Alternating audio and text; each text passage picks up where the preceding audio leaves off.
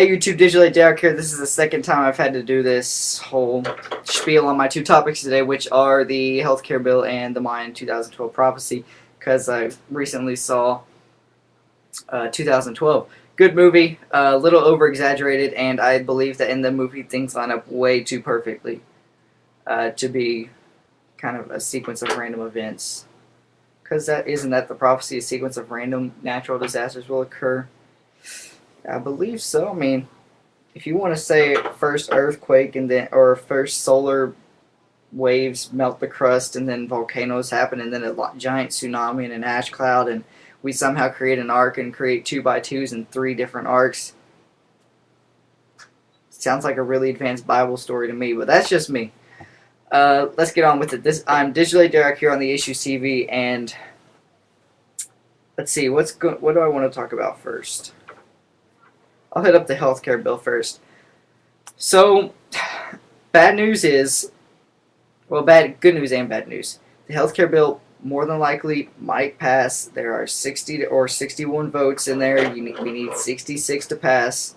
They're still voting on it before they say, all right, we're giving up on this and going to go home and drink ourselves to sleep.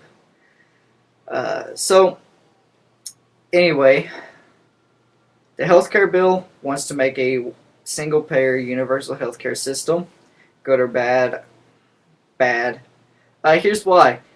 First off, in the long run, single-payer healthcare system will eventually weed out private insurance companies, which will also weed out a couple, I don't know, tens of thousands of jobs, and it's already bad enough we're in the middle of a recession. I don't know how adding to our debt's going to build us up, but I trust my president in Washington, quote unquote, president, dictator, So this healthcare bill, I want to say, would be a lot better if we just didn't do it. I mean, just burn the bill right now. It's a good waste of 1,000 pages of paper. It might make some homeless people warm.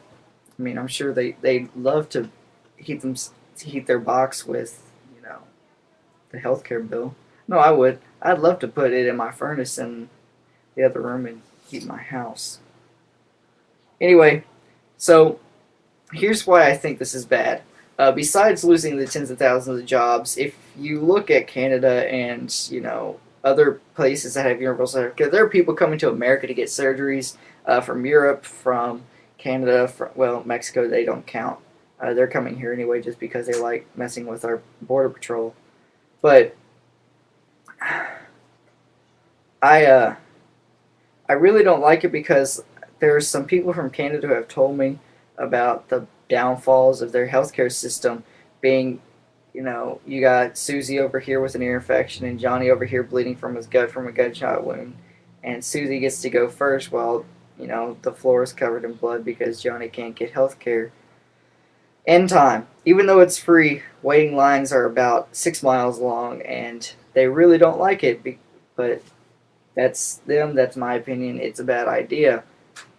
Also, it'll be major pay cuts for some people. That's another thing.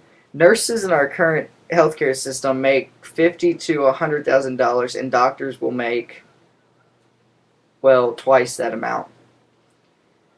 Cut each of those in half, so you got $25,000 to $50,000 for nurses and $100,000, well, $50,000 to $100,000 for doctors. Who's going to want to become a nurse or doctor? I mean, I could go out and be a computer programmer and make $80,000 a year. So that's another problem. No one's going to want to join the healthcare system because you're a government worker making half of what you used to make, and then we're going to run out of nurses. Then we really won't have a healthcare system. Then we will really be screwed. So people will be dying left and right, and America will slowly die. Ooh, scary thought. I'm moving to Britain, so yeah, catch you guys later if that happens. I'll still post, though, if I have the chance from running from our government. So Barack Obama, you probably did not think a lot of this through. You're probably thinking that I'm going to impose my my views on the Americans. We're going to change this because people need free health care. The whole 10% of the people that don't have health care. Uh, I understand that in the Constitution it says equal opportunity, not equality for all people.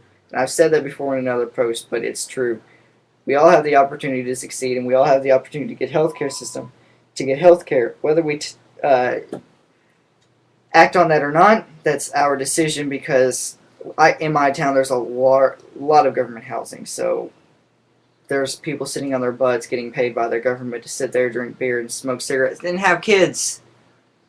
Sounds like a great job to me. If I could sit here and do nothing, I'd do it, but that's not really how I want to live my life on food stamps. So, as far as that goes, it's probably a bad idea. Now, to my next topic, the 2012 prophecy. I kind of laugh at it because if I was the Mayans and I said, oh, we're going to doom all of humanity in 2012 and then suddenly disappeared, I'd find that highly ironic because I couldn't predict my own disappearance. Unless, of course, they're aliens, which we all know is a bunch of BS, and the Mayans weren't aliens. The other thing is, they probably weren't very smart for making their calendar on a giant circular tablet. Because if they were too lazy to go out and find another circular rock, yeah, then I really don't trust them saying that the world's going to end in 2012, especially predicting it to the day. Now, yeah, you guys say, oh, Nostradamus predicted it. Nostradamus knew about the Mayan prophecy. Not all of us are complete idiots. Nostradamus, more than likely, two birds fly into a building, into two tall towers. I saw two birds fly into a telephone pole today. Does that match the prophecy? Who knows? It's up for interpretation. So really, all this is really just our imagination, and we're all clinically insane. Well, most of us. Nostradamus, Mayan prophecy, thousands of people predicting it at once. I can understand if 3 people predicted it at once, but with thousands, who's not to say things just fell through the grapevine and everyone's like, oh, well, this makes sense. And I want to doom humanity on this day because I want to be special and get called a prophet. So I think it's just a big coincidence. Everyone's posing on everybody, and it's kind of making me irritated because everyone's freaking out over it.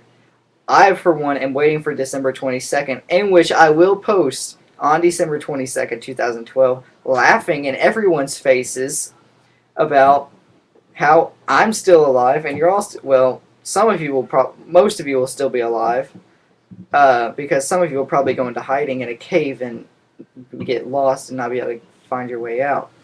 But if something does happen, oh well, you can say I told you so, but you can't because you'll all be dead.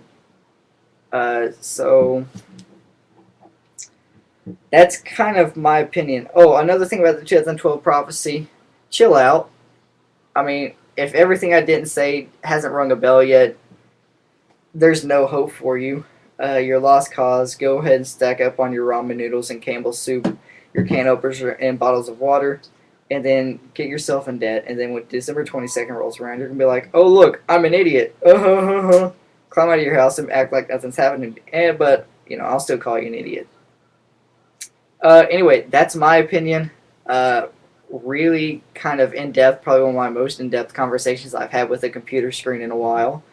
And hopefully my computer screen will listen to me a little bit better next time, and I'll post some more stuff. Please subscribe, add this to your favorites, and share this with your friends, and maybe it'll, knock some sense into some people. This is Digital Derek on the Issues TV, signing out on December 22nd, 2012.